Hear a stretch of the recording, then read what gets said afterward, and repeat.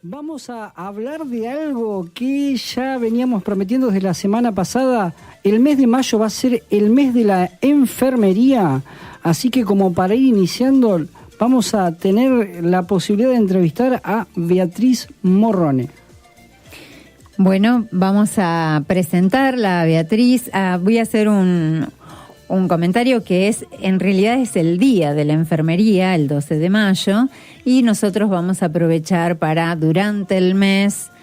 ir recordando a través de diferentes profesionales que consideramos de mucha importancia para la profesión, hacerles entrevistas, y hoy queríamos aprovechar la entrevista con Beatriz, que sabemos no va a estar con nosotros en el mes de mayo, entonces iniciamos este final de abril para poder compartir con ella.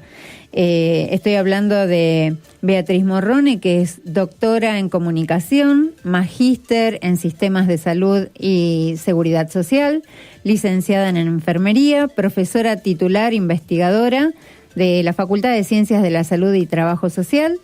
directora de grupos de investigación, promoción de la salud. Beatriz, buenas tardes. Buenas tardes, Patricia, ¿cómo están? Hola, Hola. Un gusto que puedas compartir con nosotros estos minutos, porque para nosotros sos, y para el colectivo enfermero, sos muy importante. Tu voz, tus reflexiones, tus análisis siempre aportan algo, y tenés la característica de visibilizar cosas que la historia se ha encargado de ir invisibilizando. En esta oportunidad nos interesaría que compartas un poco con nosotros tu mirada, tu análisis respecto de la fecha del 12 de mayo, que desde 1860 Florence Nightingale, digamos, ha sido reconocida mundialmente como la fundadora de la enfermería moderna, como educadora, como líder de la profesión, pero sabemos que podés ofrecernos o aportarnos miradas diferentes de esto, y no queríamos perder la oportunidad. Bueno, muchísimas gracias por haberme invitado a estar un ratito con ustedes y con toda la audiencia que ustedes tienen en este momento. Siempre es una instancia de comunicación interesante con la comunidad, y en función de la pregunta que me formulaste, decir, bueno, para algunos a lo mejor, para nosotros es un nombre familiar, el de Florence Nightingale, pero no necesariamente es un nombre familiar para la sociedad en general. Florence Nightingale fue lo que llamamos la fundadora de la enfermería moderna, en los términos de pensar una profesionalización, o sea, un camino desde la sociología, hablando de la profesionalización de una actividad que está en ese momento, alrededor, como dijiste, de 1860, no pasaba por las aulas, ni tenía una sistemática en su formación y una organización en su práctica, y mucho menos una mirada como la que ella va a aportar, que sobre todo tiene que ver con la estadística en salud, con la epidemiología, con la calidad de atención, y en algún punto podríamos decir que también con el derecho que tienen las personas, aunque no lo decía en esos términos, a tener garantizadas cierto acceso a prácticas que promuevan la salud y que recuperen la enfermedad. Esto se da en el contexto de Gran Bretaña, por lo tanto no es ni tan cercano ni tiene que ver mucho con América Latina y el Caribe. Exacto. Que tienen un desarrollo de la enfermería totalmente diferente, si bien siempre se está mirando a esta figura inglesa que en la guerra de Crimea, una guerra nada menos que de el Imperio Británico, por tratando de defender los espacios usurpados a otros países, ¿no? Pero en ese contexto había una guerra, y en ese contexto había soldados, y en ese contexto Florence Nightingale, una enfermera que si bien había nacido en Florencia, en Italia, por una cuestión circunstancial de que sus padres estaban de viaje de bodas durante 2 años por el mundo y llegó a Florencia. Ella es una inglesa que responde a los cánones de la época victoriana y defiende, digamos, como el derecho a que los soldados del imperio, en un franco movimiento de colonización y usurpación de distintos territorios, para expandir el imperio, por lo menos tengan una asistencia adecuada, porque pensemos que ella trabaja en ese hospital para los soldados británicos, no para los heridos de la guerra de Crimea, que es muy interesante ponerlo en clave de dónde se dirigían las acciones del Imperio Británico y de Florence Nightingale como enfermera. Eso no va en desmedro de la gran acción que ella realiza en ese espacio, que también sirve para poder clonar la experiencia en otros hospitales de campaña, como era el que se había organizado en Crimea, en donde la mayoría de los soldados a fines del siglo XIX, fuese la guerra que fuese o la contienda y lo que en esa contienda se estaba dirimiendo, morían más por la falta de atención médica y de una enfermería incipiente en su formación científica y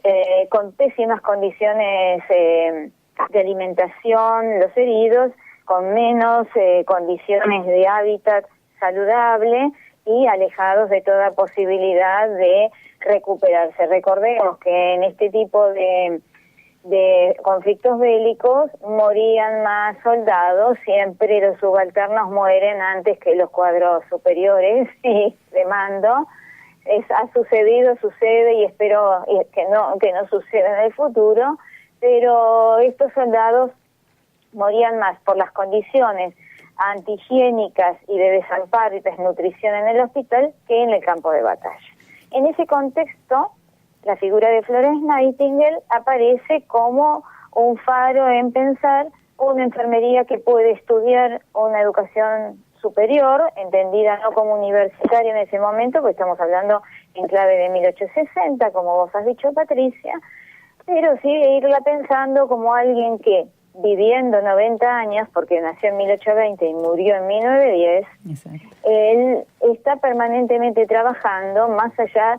de cómo circulan sus ideas propias de la época y propias del Imperio Británico y la época victoriana, en pos de mejoras para la salud en general y para la atención de la enfermedad en particular.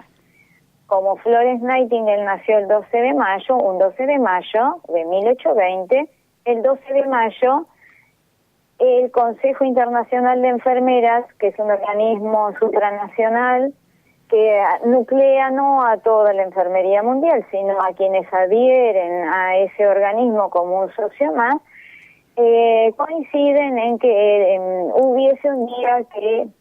permitiese que por lo menos la enfermería pudiese ser visible y teniendo una referencia. Y se elige el 12 de mayo como el Día Internacional de la Enfermería para el Consejo Internacional de Enfermeras, que es, como dije, una organización que nos representa a las enfermeras en línea como un órgano consultor de la Organización Mundial de la Salud. Exactamente. Creo que la figura de Florence Nightingale fue, como vos bien dijiste, una figura que atravesó muchos tiempos y que tiene mucho, digamos, como legado y que ha aportado. Asimismo, uno podría hacer una lectura como que ha favorecido la feminización de la profesión y con todo lo que esto implica a la salud y a la profesión misma hasta la actualidad, más teniendo en cuenta hoy el provecho que tuvo de este aspecto la globalización. Sí, Florence Nightingale nunca pensó en una enfermería que pudiera incorporar varones. Como vos mencionaste, favoreció la feminización de la profesión, ya que la pensó exclusivamente como una profesión ejercida por mujeres y en donde, si bien creo, por lo menos desde mi mirada, Florenz aporta un perfil muy interesante, que es el de la enfermería en su función como investigadora, desde su interés por la epidemiología, o lo que en ese momento empezaba a desarrollarse, que era una mirada epidemiológica para ir monitoreando diferentes aspectos que pudiesen ser desde la mortalidad en una población hasta los aspectos que tienen que ver con justamente demostrar por qué morían las personas en ese hospital en Crimea, hasta qué punto la contaminación con roedores, la falta de agua potable, etcétera, etcétera, eran motivo de más muertes que las heridas que se producían en el campo de batalla. Exacto. La matemática fue siempre su aliado, la gran influencia y cercanía a la reina Victoria, con lo cual también conseguía fondos cuando volvió de la guerra de Crimea. Valga también decir que ella tuvo un sarampión, se contagia sarampión durante la guerra, y luego va a tener una secuela física durante toda su vida. Quiero decir, hay que ver también el impacto de la guerra en ella, a pesar de que no fue en el campo de batalla, pero sí vuelve diferente. Lo que no deja es de ser una militante del Imperio Británico, también dentro del el perfil que le da a la enfermería. Ahora, esto se da en el contexto del 19 y no le podemos pedir más a Nightingale que los aportes que tiene. Exacto. Sin embargo, 24 años después, en 1860, en Argentina, en 1883, disculpame, en Argentina, se funda entre el 83 y el 86 la primera escuela de enfermería de América Latina y el Caribe, con base en Buenos Aires, que su fundadora es Cecilia Grierson, y no la piensa femenina para nada, si bien tiene una influencia de Nightingale, como todo, digamos, como toda mujer de avanzada en sus ideas, tenía una fuerte influencia y correspondencia con Europa, que en ese momento era el faro de la civilización, más allá de que no lo fuera, pero quiero decir, se miraba a Europa como un lugar incuestionable en prácticas, en avances, en el progreso, y Cecilia Grierson piensa una enfermería para la Argentina y también, como digo, para América Latina y el Caribe, Exacto. sin decirlo en esos términos, pero la piensa para todo lo que es América del Sur, que es femenina y masculina indistintamente, y claramente lo pone en sus escritos, dice, y la escuela además se llama Escuela de Enfermeros, Enfermeras y Masajistas de la República Argentina, Sí. dejando claro que varones y mujeres, que era mixta, que era laica y que era gratuita. Por lo tanto, la enfermería argentina y también América Latina le debe a Cecilia Grierson aportes que se suman a los que internacionalmente dejó Florence Nightingale. Es más, revoluciona la enfermería desde el punto de vista que se producen avances que le permiten o le permitieron en ese momento, hasta 1914, una profundización de la autonomía profesional entendida en términos actuales y una organización sobre todo como una enfermería comunitaria, preventiva, y lo que hoy podríamos decir de APS, porque era una enfermería pensada en la salud y en la prevención de la enfermedad hacia la madre y el niño, hacia los ancianos, hacia aquellos que tenían algún tipo de discapacidad, pensada también desde el paradigma de la época del higienismo, cuidando el medio ambiente, cuidando aspectos relativos a la educación, a la recreación, al descanso, a la salud laboral, cuestiones que me parecen muy, muy intensamente revolucionarias, pensando en una mujer en 1885, en un Buenos Aires de 1885, planteando que la enfermería debía transcurrir por estos carriles, ¿no? Sí. Eso es un poco lo que podemos ver entre el Nightingale, rápidamente, ¿no? Entre la visión de Nightingale sobre la enfermería y la vuelta latinoamericana, diríamos, que le da Grierson, con enclave en Buenos Aires, porque ella estaba allí. Pensemos que desde 1885 hasta 1902 no se funda ninguna otra escuela en América Latina y el Caribe, que es la cubana la que sigue. Exactamente. Bueno, Beatriz, tenemos poco tiempo acá en la radio y tenemos que agradecerte el tiempo que has dedicado a poder compartir con nosotros tu mirada. Yo, si me permitís, le voy a decir a la audiencia que si quiere leer algo al respecto, que vos tenés muchísimas publicaciones, tenés libros, artículos y demás, pero hay un artículo tuyo del año pasado que se llama Políticas de Enfermería entre claros oscuros globales, a propósito de la claridad de las damas de la lámpara, y hace referencia un poco a todo esto que estuviste mencionando, incluso relacionás a estas dos mujeres, a Florence Nightingale y a Cecilia Grierson, que bueno, esperamos en otro momento poder compartir contigo. Bueno, ese artículo que mencionás, que está publicado el año pasado, como dijiste, que está en una revista en línea, Cartografías del Sur, de la Universidad Nacional de Avellaneda, está disponible totalmente gratuito. La búsqueda la pueden hacer por el nombre, como ya lo dijiste, su título, o por ese nombre, UNDAV y mi nombre, y pueden bajar la revista y leerlo. Ahí lo que se debate son justamente estas cuestiones actuales de la globalización, que a veces van a contrapelo, a contramano del derecho a la salud y del derecho de los trabajadores del campo de la salud frente a sus condiciones de vida y de trabajo, que sería todo un gran capítulo para que nos permitan varios programas por debatir tranquilas, porque no es tema menor tampoco eso pensarlo. Agradecerles la invitación para poder interactuar este momento y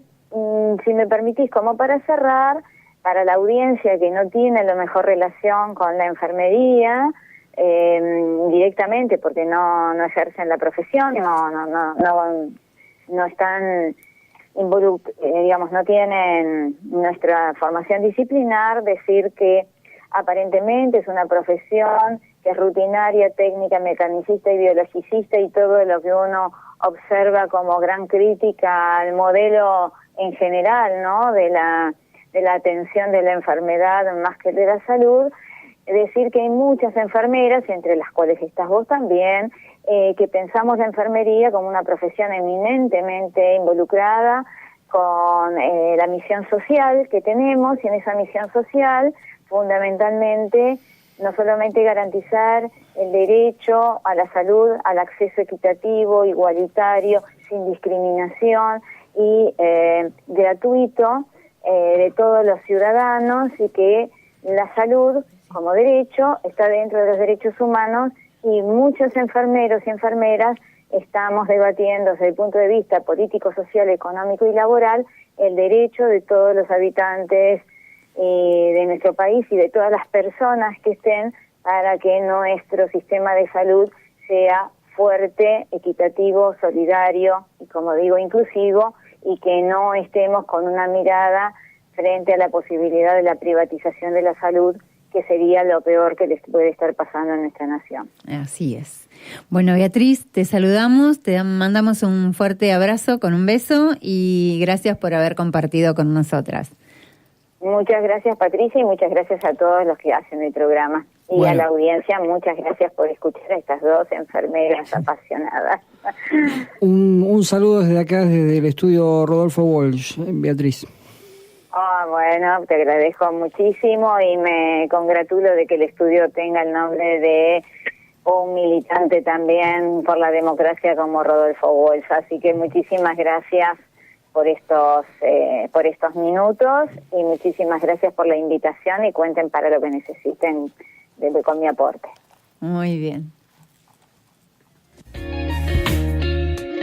Hugo Spinelli, pediatra y sanitarista. La trampa que tenemos es que cuando nosotros decimos salud, ya estamos pensando de enfermedad, estamos pensando en la cuestión médica. Y la salud no tiene nada que ver con la medicina. La salud tiene que ver con el transporte, con la arquitectura, con el trabajo, con el medio ambiente, con la calidad del aire que respiramos, de los alimentos que comemos. Ahí está el concepto de salud. Tiene mucho que ver entonces con una sociedad, cómo se articula, cuáles son los niveles de colaboración, de desigualdad que acepta o no acepta. Es decir, fundamentalmente ahí sí yo puedo hablar de salud. Si no, me meto dentro del sector, lo que se llama mal llamado sector salud, que es el campo biomédico. Ahí generalmente lo que domina es una acción reparadora de la enfermedad. Pero lo que nos mantiene sanos mentalmente o físicamente son las otras dimensiones de la sociedad. Y en la medida que tengamos una sociedad que se articule, que se preocupe por el otro, que eleve conceptos de solidaridad, vamos a tener una sociedad sana. Para volver a pensar y sentir la salud, Sanos de la Azotea. Para llegar a la azotea, no necesitas ni escaleras ni ascensores. Solo tenés que sintonizar de la azotea. 88.7, los lunes de 19 a 20 horas.